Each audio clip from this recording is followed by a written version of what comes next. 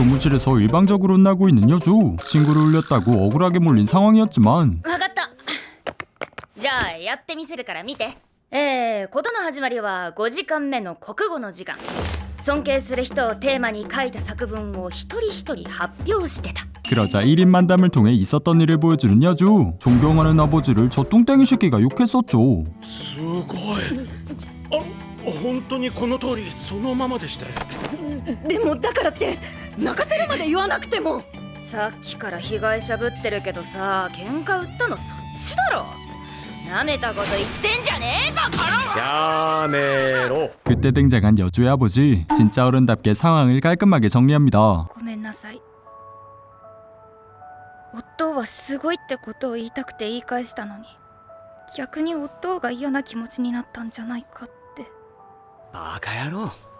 俺に気を使うなんて10年早いんだよ。 여주의 아버지는 1인 만담을 하는 만담꾼. 무려 13년간 라쿠고에 열중했지만 아직도 시누치로 승급하지 못해 좌절하고 있었죠. 시누치가 뭔데? 시누치는 라쿠고의 최고 등급. 단독 공연이 가능해져 진짜 프로로 인정받는 자리였죠. 하지만 협회 평가는 물론 자리 제한까지 있어서 굉장히 힘든 길이었습니다. 그래도 긴 시간 동안 목표를 향해 노력하는 아버지가 너무나 자랑스러웠고 항상 아버지의 연습을 몰래 훔쳐보는 여주였으니 見える。どうも。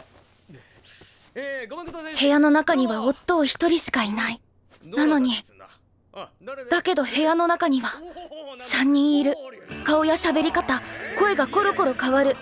すごい魔法みたいだ。 따라서 항상 그걸 따라하며 연습하는 여주. 엄마가 돌아와도 눈치 못 챌 정도로 집중했죠. ほんと落語バカばっか。まあしゃあないか。来週だしね。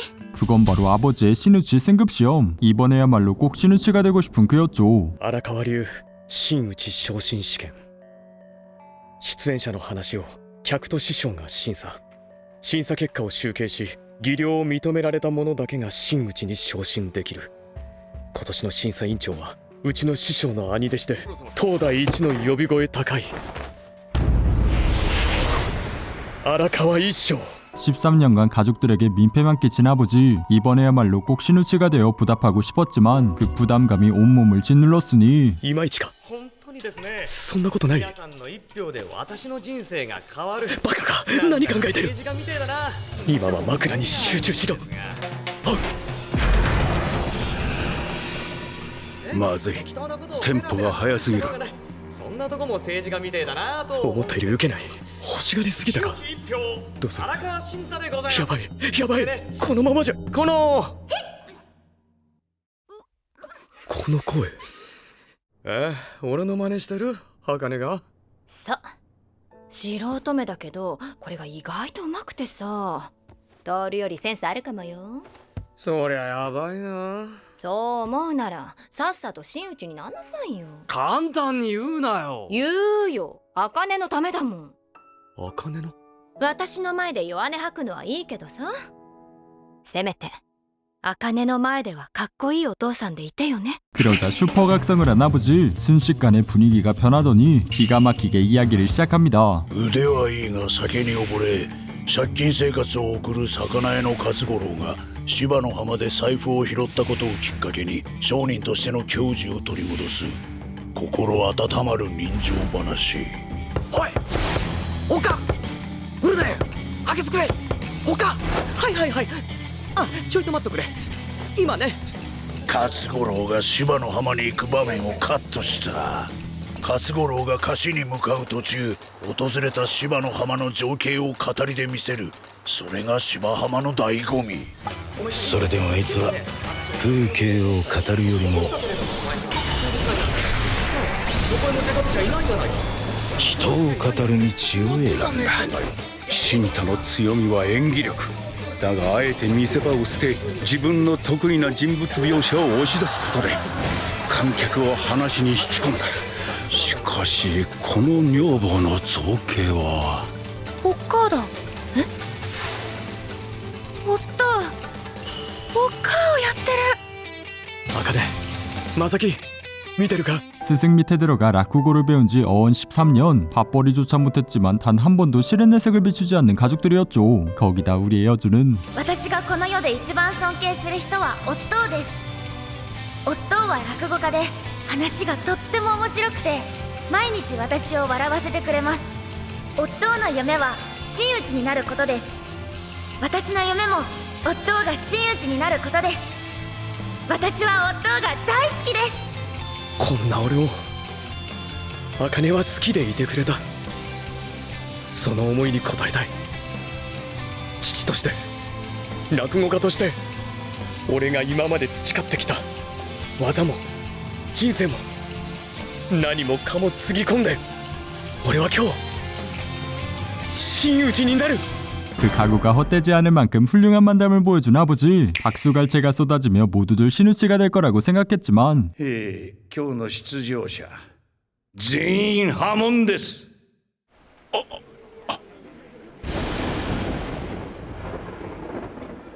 じゃあまあそういうことで以上。師匠。ねえどうしたの？破門って何？ねえおっかってば。ねえおっか。トール。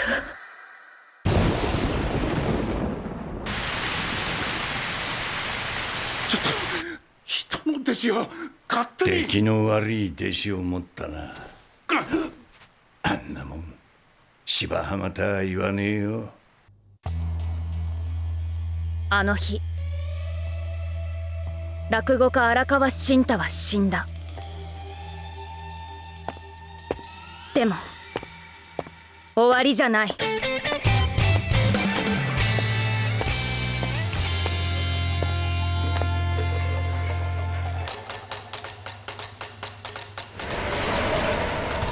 むしろあの時から始まったんだ。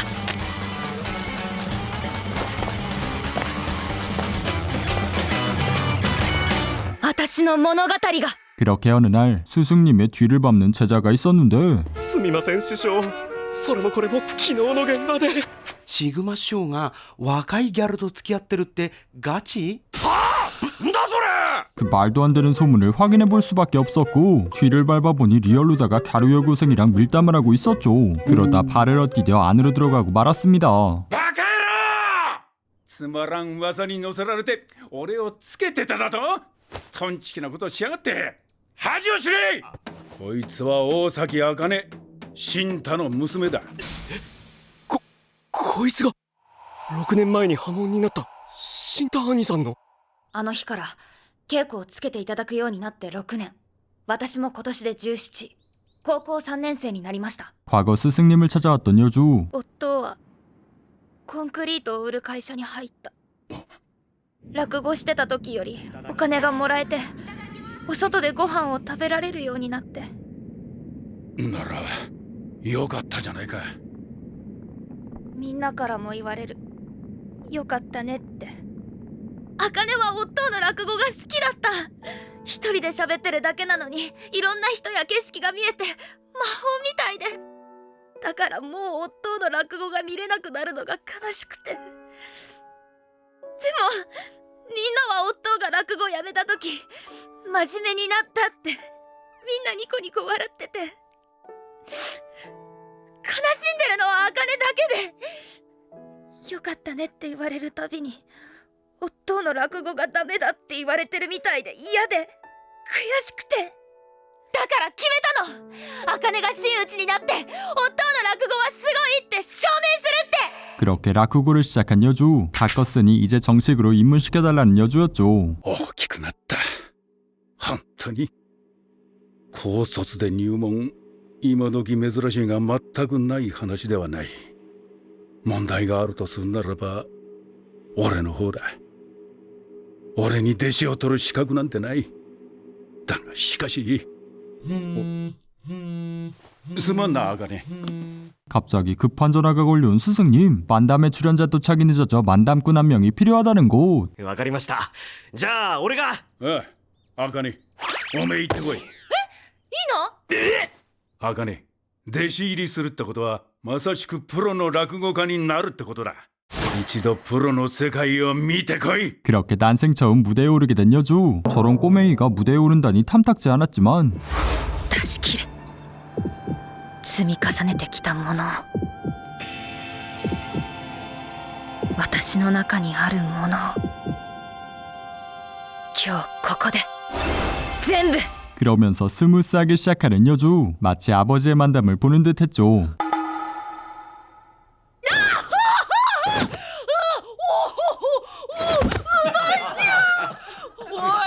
俺がまんじゅう怖え怖えって言うからみんなでまんじゅう買ってきて俺のこと殺そうとしてんだ。初講座でも物おじしない舞台度胸。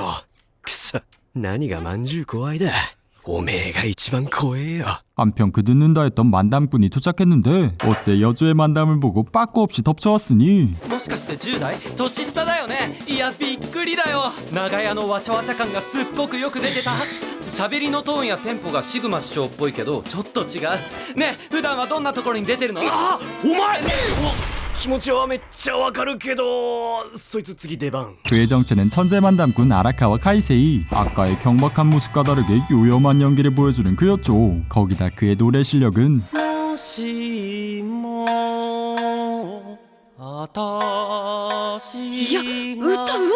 그러면서 바로 갭을 주며 우스꽝스러운 연출까지. 젊은 나이가 맞나 싶을 정도의 엄청난 실력이었죠. できすぎてムカつくだろ。あいつの芸の本質は色気だ。色気のある人物を演じられるからこそ間抜けな人物の言動が際立って波打つような笑いにつながる。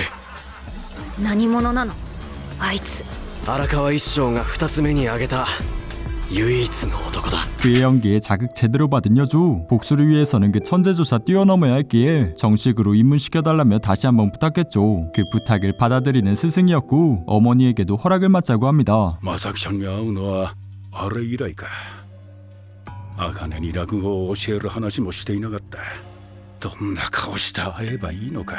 그렇게 6년 만에 얼굴을 보게 되었고 正木ちゃんに謝んねえといけねえことがある。俺は6年前から茜に落語の稽古をつけていた。こいつの熱意に負けたのもあるが、一番は身体への罪滅ぼしとこいつの夢を諦めさせるため。とはいえ、こうなる前に一度挨拶に行くのが筋だ。黙っていて本当にすまなかった。知ってましたよ。え？ 茜がシグマ師匠のご厄介になってたこと。 분명 과거의 일로 미움받고 있을 거라 생각한 스승님. 하지만 스승님이 나쁘지 않다는 걸 잘 알고 있었고 何よりうちの旦那がシグマ師匠なら何も心配いらないって。正木ちゃん、俺は弟子一人守れなかった弟子を取る資格もねえ男だ。だがこいつの落語を見続けるうちに夢を見ちまった。茜がどんな落語家に育っていくんだろうって。何を今更と思うかもしれねえ。でももしまた俺に預けてくれるのなら、不肖荒川シグマ全身全霊をもってこの子を立派な落語家に育て上げることを誓います。 그렇게 본격적으로 정식 제자가 된 여주. 다른 제자들과 인사를 나누었고 여주의 전담 교육을 맡은 사양은 아라카와 교주였죠. 俺は荒川教授だ。当面は俺に同行してもらうことになる。学校の予定は？ああ、それなら気にしなくていいっすよ。サボっても全然大丈夫なんで。たわけ！ご両親が君のためを思って入れてくださった高等学校、サボってもいいだと言語道断。学生である以上本分は学業。何が最優先かをたがえるな。やばい、この人めっちゃ苦手なタイプかも。 그리고 다음날 それではこれより入門前ではあるが前座修行で覚えなければならないことを教える。大いに学べ。あざますついに今日から始まるんだ。真打ち、それにあいつに追いつくためにすぐマスターしてやる。 하지만 그 익혀하는 것들이 어째 그냥 잡무다. ただの雑用やないかい。当然だろう。入門して間もない時はさっきやったような雑用全般が君の仕事になる。落語には無関係だと思うだろう。しかし落語家は目の前のお客さんを喜ばせる商売だ。目の前の人一人喜ばせられない奴には務まらない。 하지만 그 얘기가 영 탐탁지 않았던 여주. 결국 실력과 재주가 전부라고만 생각했죠. 그러던 중 운 좋게 무대에 오를 수 있는 기회가 찾아왔고 아주 그냥 본때를 보여주겠다 생각했으니 入門前の人間を講座に上げるのは不本意だが、話だけは仕込んである。入門前だが講座にはあげていい。お手並み拝見だな。よし、行くぞ。落語に大事なのは芸だってことあの人に分からせてやる 그렇게 능숙하게 라쿠고를 시작하는 여주. 기본기가 탄탄히 잡혀 흠잡을 곳이 없었지만 だがあれ全く受けてないわけじゃないけど、なんだろう、この前と反応が。いや大丈夫、身につけたものを出し切ればきっと受ける。 하지만 여주가 말하는 웃음은 끝까지 터지지 않았죠. 話だけは仕込んであるか。師匠、おっしゃる意味がよくわかりましたよ。 만족스럽지 않은 반응에 한꺼풀 죽은 여주. 그런 그녀를 위한 조언은 傲慢だな。君の落語は身勝手極まりない。見事、どういうことっすか？なら聞くが、今日は高齢のお客さんが多かった。その方々から笑いを取るために君は何を工夫した？それは 관객에게 맞추지 않은 채 그저 연습했던 걸 전력으로 투구했던 여주. 腕は認める。だが落語家はお客さんを喜ばせてなんぼの商売。君が今目を向けるべきはうちではなく外だ。 그러면서 여주를 보낸 것은 바로 이자카야. 갑자기 접객을 하라니 띠용하는 여주였지만 でも1日2日の付き合いだけどよく分かった。あの人はちゃんといろいろ教えてくれる人だ。ここでの経験も絶対意味があるはず。 따라서 기합 가득 넣고 접객을 하는 여주. 오히려 열정이 너무 넘쳐 부담스러울 정도였죠. 悪いんだけどさ、ちょっと頑張りすぎよね。もう少し声のボリュームも絞っていいかも。でも居酒屋の接客は明るく元気にじゃ、さっきネットで調べて。ああ、もちろんそれもすっごく大事。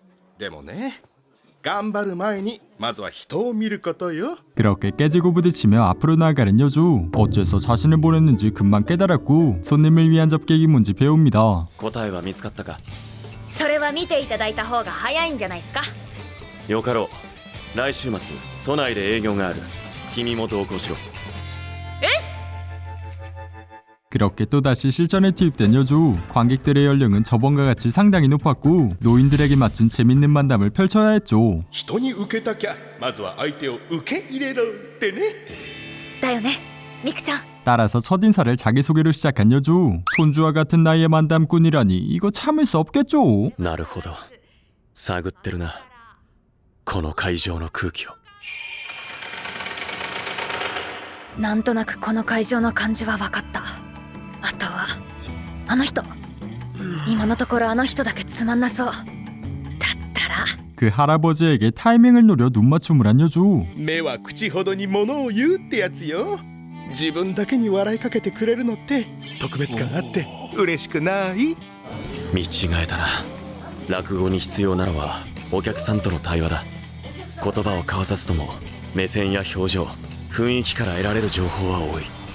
気持ちを汲み答えることで自分の話に引き込む。それを可能にするのはお客さんへの意識があってこそ。 이후엔 본격적으로 만담을 시작하는 여주. 이자카야에서 배운 걸 연기에 녹여내기까지 했으니 驚いたな。牙だらけか。まあ茜なら大丈夫だろう。その目はちゃんとお客様に届く。よかった。私の話でお客さんが笑ってくれてる。すっごい嬉しい。それに小梅は人の話をちゃんと聞いていないのに分かった気になって失敗する話。ここ最近の私と重なるところが多いからかな。話がすごく近くに思える。そういえば昔師匠から。いろんな経験をしろ。いくらでも悩め。たくさん傷つけ。それがいつかお前の糧になる日が必ず来る。あの頃はよく意味がわからなかった。でも今ならわかる。あの時の経験が今この瞬間につながってる。きっと無駄なことなんて何もなくて、どんなことも全部落語に生きるんだ。 그 깨달음을 얻고 라쿠고에 제대로 녹여낸 여주. 도저히 천재라는 단어를 떠올리지 않을 수가 없었죠. 見違えたな。心底驚かされたぞ。その調子で精進することだな。ありがとうございました。 그리고 다음 차례는 우리의 참사형 큐즈. すごい綺麗な星座。姿勢がいいってだけでこんなに見れちゃうんだ。彼女は俺の問いに答えてみせた。では俺はこの講座で必彼女に何を見せる。 본격적으로 연기에 들어가는 쿄지. 그의 진지한 연기에 모두들 빠져들었으니 教授、お前は人を笑わせようとするな。小粋なシャレで人様を笑わせられるほどお前は器用な男じゃねえだろ。真面目にやれ。真面目すぎれば面白くなる。突き抜ければ個性。愚直にやれ。それがお前の武器になる。落語家の師弟とは不思議な関係だ。弟子を取ったからといって師匠が何かを得ることはない。むしろ礼儀作法のしつけに落語の稽古、他にもたくさん与えるばかりだ。それでも師匠は我が子の面倒を見るように損得を超えて俺たちに気をかけてくれる。感謝してもしきれない。俺も兄弟子として惜しみなく与えよう。師匠にしていただいたように、そして与えるに足る人であり続ける。言葉に力を宿すは人となり、人として落語家として前を歩み見せる。